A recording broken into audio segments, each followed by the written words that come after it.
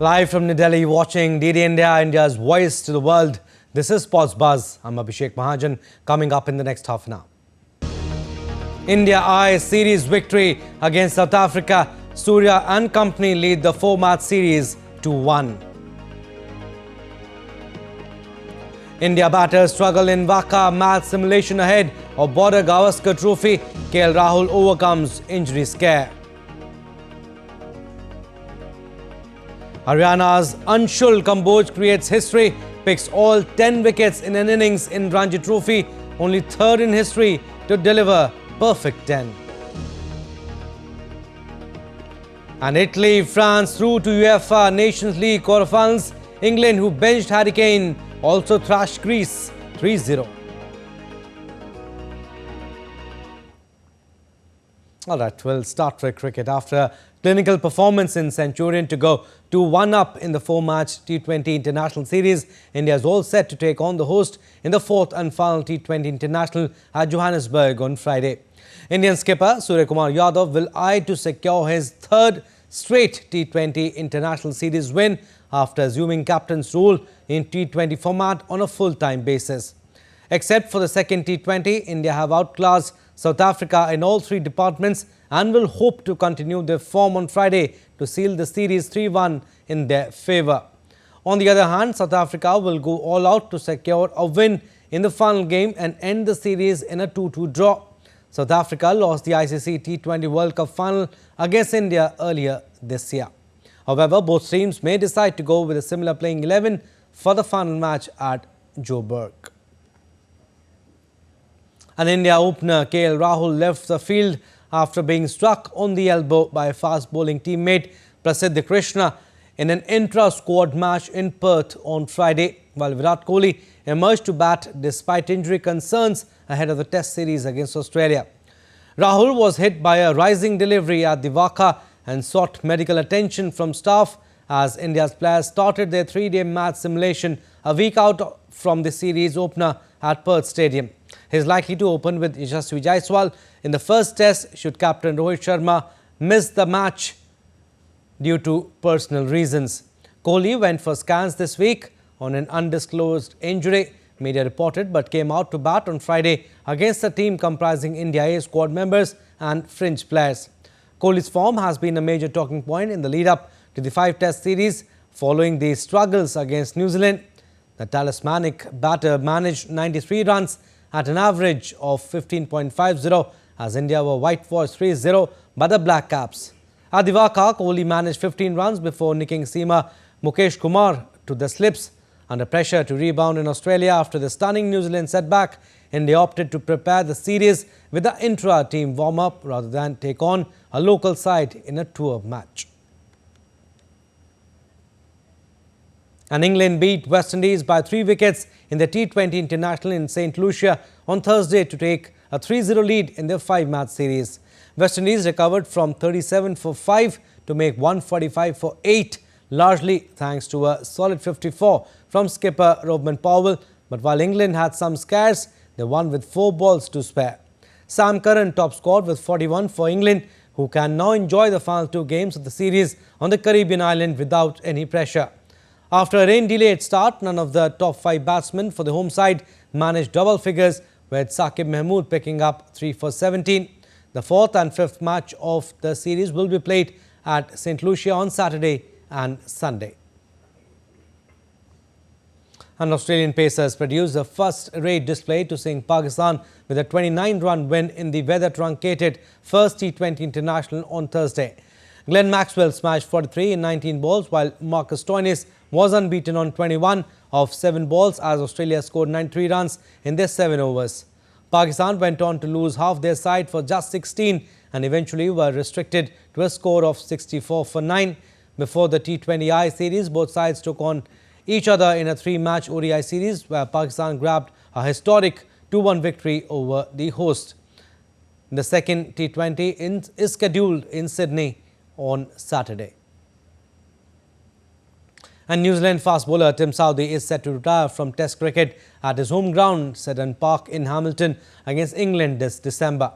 Saudi will, however, make himself available for the country should they qualify for the ICC World Test Championship final next June. Saudi said, and I quote him, "To play for the Black Caps for 18 years has been the greatest honour and privilege, but the time feels right to now step away from the game that has given so much to me," unquote. New Zealand's second highest wicket taker of all time in red ball cricket, Saudi has claimed 385 test wickets in 104 matches till date. He is the only player in the world to claim more than 300 test scalps, 200 in ODIs and 100 in T20Is.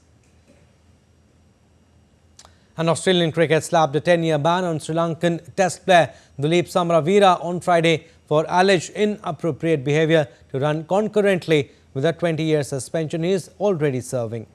The 52-year-old, who played 7 tests and 5 ODIs in the 1990s, was appointed head coach of the Victoria State women's team in May, but his tenure was short-lived after alleged inappropriate behaviour towards a woman player. Cricket Australia's conduct mission banned him in September from holding any position within Australian cricket for 20 years, but another claim has surfaced. This one related to an alleged incident while Samaraweera was employed by Cricket Victoria, but during private coaching sessions outside this role. The Commission clarified that the 10-year penalty would run concurrently with his 20-year ban. And prolific batsman Kane Williamson has been included in New Zealand's test squad to face England. Williamson missed the recent test series in India due to a groin injury, which New Zealand won 3-0. Williamson is New Zealand's highest test run scorer. The Black Caps also called up bowling all-rounder Nathan Smith for the first time, while uncapped quick Jacob Duffy was also included in the squad. But Ajaz Patel, who claimed 15 wickets against India, was surprisingly overlooked, with Mitchell Santner as the only spin option. The 3-match series starts in Christchurch on November 28.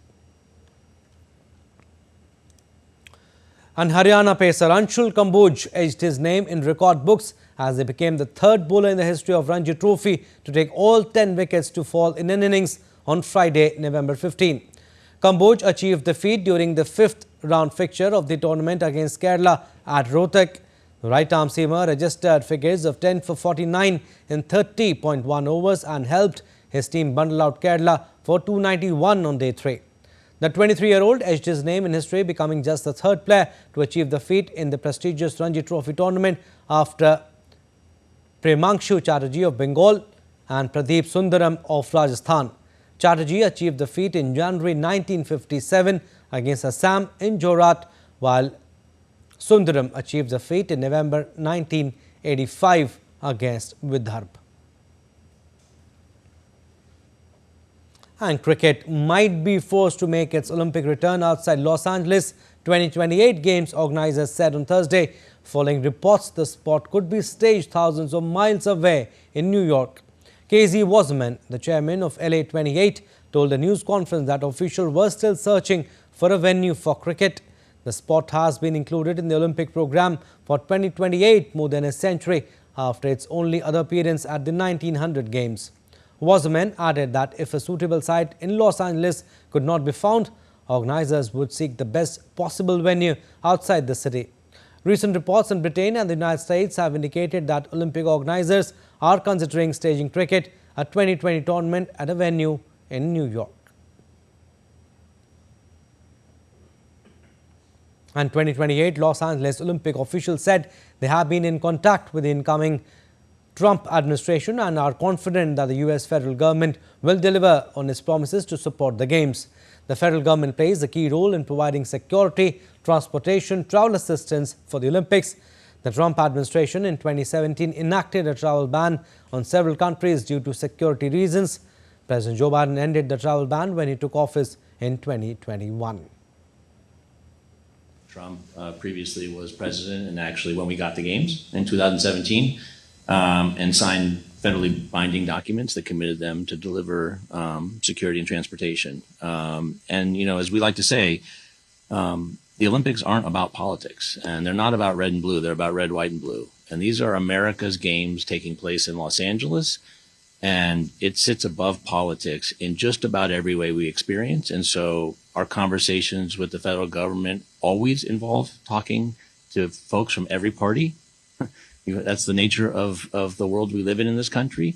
One side doesn't get to dictate everything. It requires cooperation and coordination.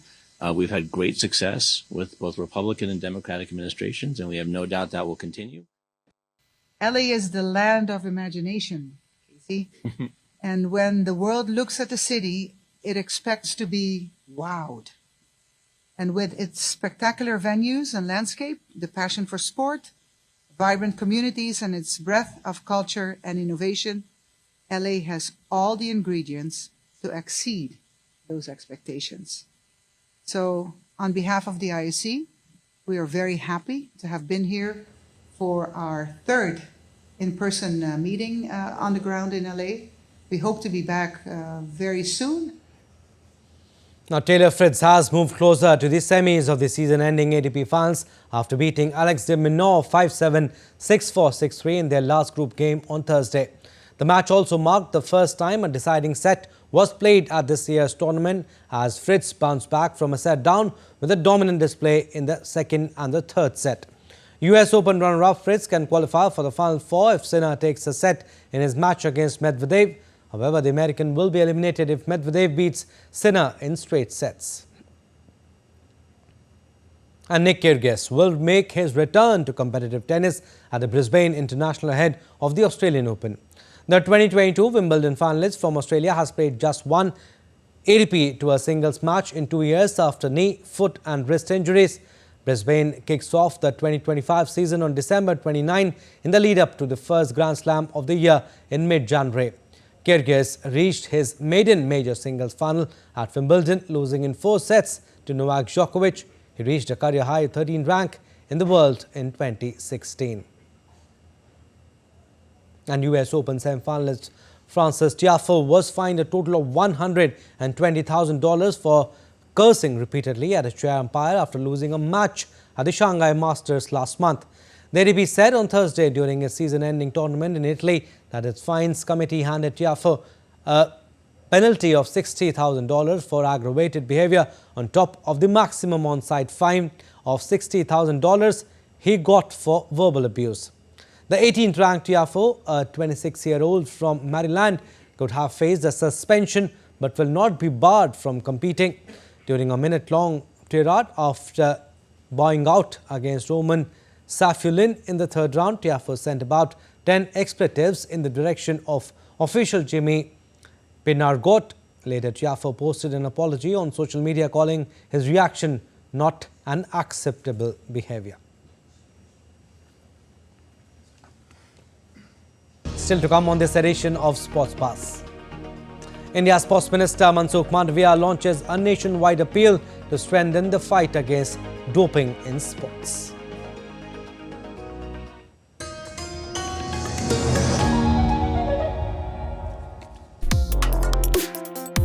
Complex issues, hidden agendas, twists and turns, strategic games.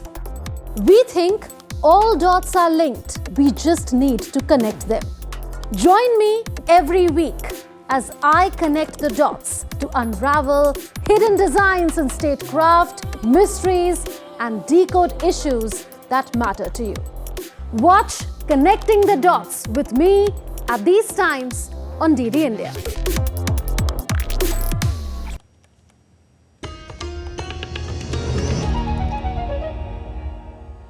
Welcome back. You're watching Sports Buzz. I'm Abhishek Mahajan. Some more stories.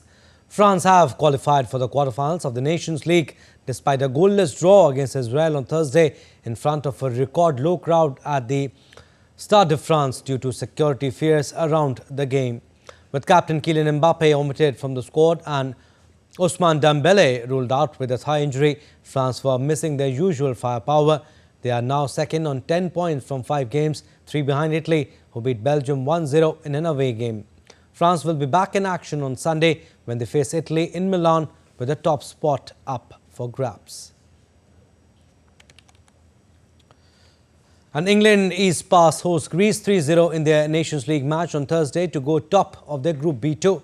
Goals from Oli Watkins, an own goal by the Greeks and a late flick from Curtis Jones on his debut gave England a comfortable victory and put them on 12 points from 5 matches.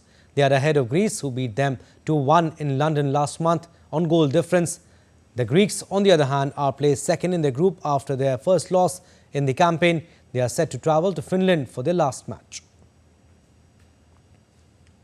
And Brazil had to settle for a 1-1 draw against Venezuela after a second-half strike by substitute Delasco Segovia. The goal cancelled out Rafinha's opener for the visitors in the South American World Cup qualifiers. Vinicius Jr. missed a chance to win the game with a penalty. The high-paced match saw numerous chances from both sides, who registered 11 goal attempts each, with Brazil enjoying over 60% of possession. Five-time World Cup champions Brazil are third in the standings on 17 points, 5 from leaders Argentina, while Venezuela are 7th on 12 points. The top 6 sides are guaranteed a berth at 2026 finals. And a stunning bicycle kick from Antonio Sanabria and a second-half header from Omar Elderte gave Paraguay a well-earned 2-1 home win over Argentina in the South American World Cup qualifiers. Argentina took the lead 11 minutes into the game. The home side quickly equalized when Sanabria unleashed a superb kick that left goalkeeper helpless. The shocked visitors struggled to find their feet, with captain Lionel Messi largely absent from the action for much of the first half and only managing one shot that went wide.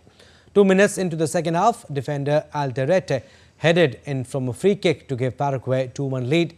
World Cup holders Argentina top the standings with 22 points from 11 games and will host 9th place Peru on Tuesday.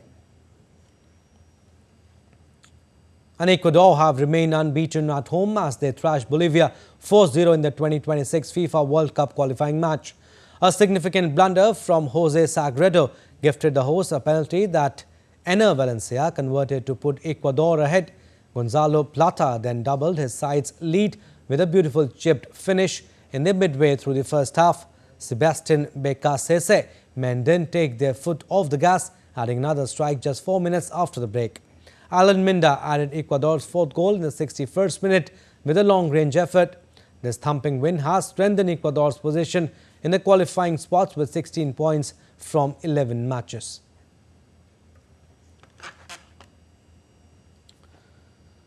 And Diego Forlan, the former Uruguayan football legend, has ventured into a new sporting challenge, professional tennis.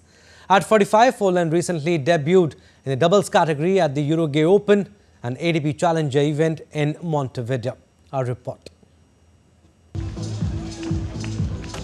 Retired footballer Diego Forlan lost 6-1, 6-2 in 47 minutes on his professional tennis debut in a doubles event in his native Uruguay. The former Manchester United and Atletico Madrid striker and Argentine partner Federico Coria lost to Bolivian peer in Montevideo. The tournament was on the ATP Challenger Tour, the level below the main ATP Tour.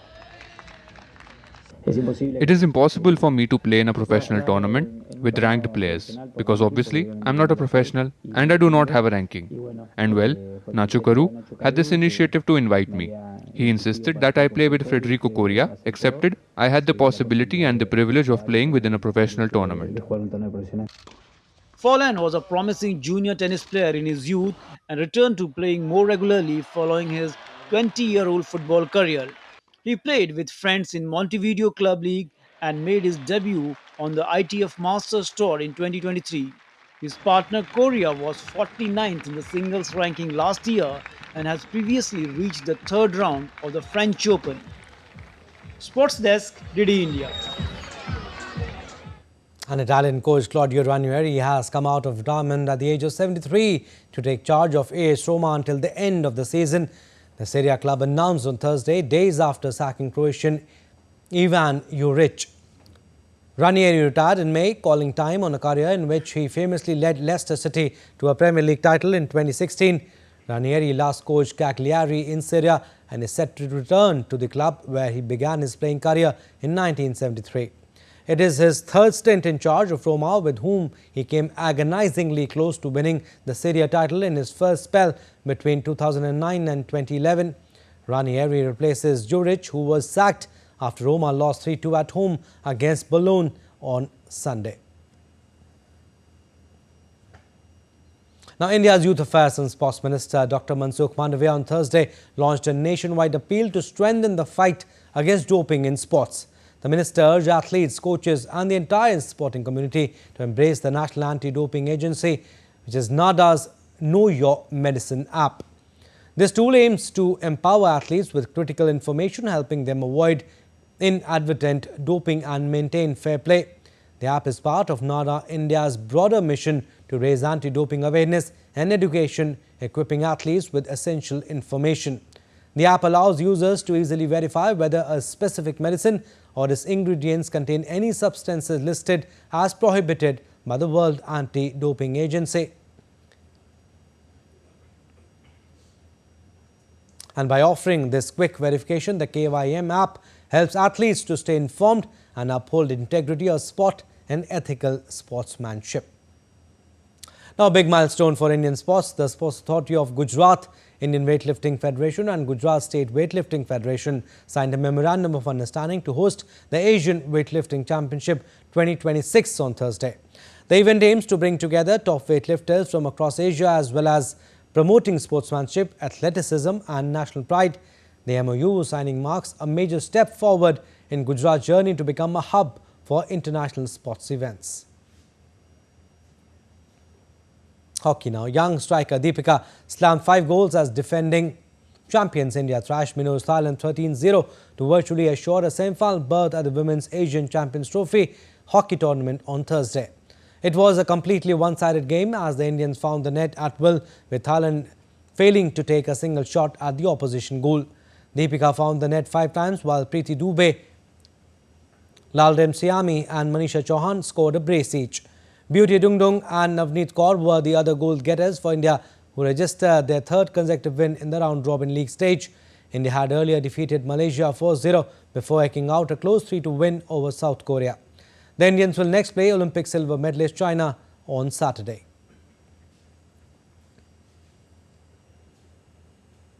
Now, the 4th national edition of Fin Swimming, which is trending itself at the grassroots level in the country, began on Friday in Delhi. Participants from 28 states are taking part in this competition, which will run until Sunday. The main objective of this competition is to give a new dimension to emerging underwater sports in the country. Underwater sports have always been a source of excitement, but fin swimming takes that thrill to another level. Currently underway at the Talkatora Swimming Pool Complex in Delhi, the 4th National Fin Swimming Competition is drawing huge crowds with over 1,500 participants from across India. What's even more remarkable is the diverse participation from states like Uttar Pradesh, Bihar and West Bengal, regions traditionally not known for underwater sports, showcasing the growing popularity and reach of fin swimming in India. हम लोग तैयारी में लगा है ताकि ये चीज़ हमारा Olympic जैसे डिक्लेयर होगा तो हमारा कंटेंट और हमारा जो एथलीट है वो मेडल देश के लिए लाने के लिए तैयार हो जाए, उसके लिए हम लोग प्री प्रिपरेशन बोलता है, उसी हिसाब से हमने शुरुआत की है। तो हमारा लगता है अगला जब 32 में डिक्लेयर होने वाला है इसका ओलंपिक के इवेंट में, तब तक हम 9 साल का बच्चे लोग के जो शुरू किया है वो तब अगला 14, 15, 16 साल तक हो जाएगा and they will be fit to get the medal for the country. For many participants, fin swimming is more than just a sport. It's a source of renewed energy and passion. Athletes from across the nation are drawn to it not just for its unique appeal, but also for the physical and mental challenges it offers. Fin swimming is just like normal swimming. When I practice, I forget about everything that I have done throughout the day and concentrate on training. It is good for mind and health as we have to do it peacefully. It is like meditation. This integrates all the best exercises into one. Earlier, I got selected for state and now I have come here for nationals. I got selected from Haryana. Unlike traditional swimming, fin swimming incorporates 2 key elements, the snorkel and the monofin. The snorkel allows swimmers to breathe continuously underwater, while the monofin enhances their speed, enabling them to glide effortlessly through the water. These specialized techniques make fin swimming a distinct and captivating discipline. Sports Desk, DD India. Alright, that's all we have in this edition of Sports Buzz, but do let us know your thoughts on the news of the day. For those on the go, you can get all the latest news and updates from India and across the world on DD India mobile app. The app is available on both Android and iOS. Scan the QR code on the screen to download now. and we'll be back with more news as it breaks here on DD India. I'm Abhishek Mahajan. From all of us here in Delhi, thanks for watching Sports Pass.